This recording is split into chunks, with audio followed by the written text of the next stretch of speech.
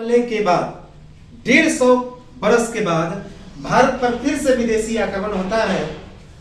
और ये जो आक्रमण था, इसका जो हमले का स्वरूप था पूर्व के हमले से कम था। यानी कि जो पहले का जो आक्रमण था काफी ज्यादा आक्रमणकारी था, ये थोड़ा सा उनकी अपेक्षा कम था।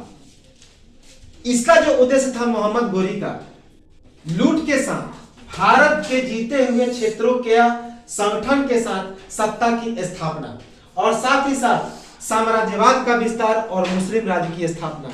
देखिए, पहले के जो शासक हैं उनका मुख्य उद्देश्य था लूट, लेकिन जो मोहम्मद गोरी था, इसका जो उद्देश्य था भारत के आक्रमण का, वह लूट तो था ही साथ यह भारत पर अपने साम्राज्यवाद का विकास भी करना चाहता था, इस्लाम का प्रचार भी करना चाहता था और साथ ही साथ अपने सत्ता की स्थापना भी करना चाहता था भारत में।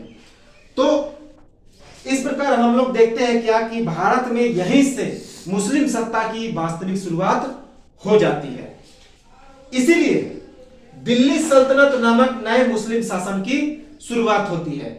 तो मोहम्मद गोरी के बाद भारत में एक नया सल्तनत स्थापित होगा, यानी कि नया शासन स्थापित होगा, जिसे हम लोग दिल्ली सल्तनत के नाम से भी जानते हैं।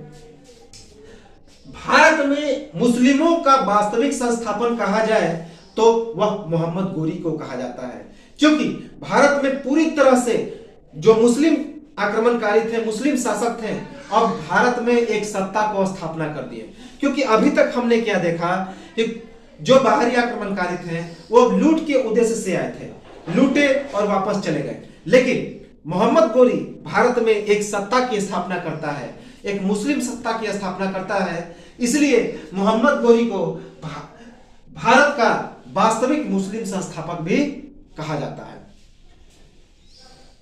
मोहम्मद बिन सूरी नाम का एक बौद्ध धर्मावलंबी था, उसको पराजित करता है सर्वप्रथम।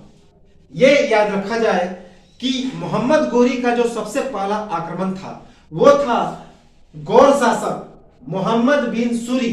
यह एक बौद्ध धर्मावलंबी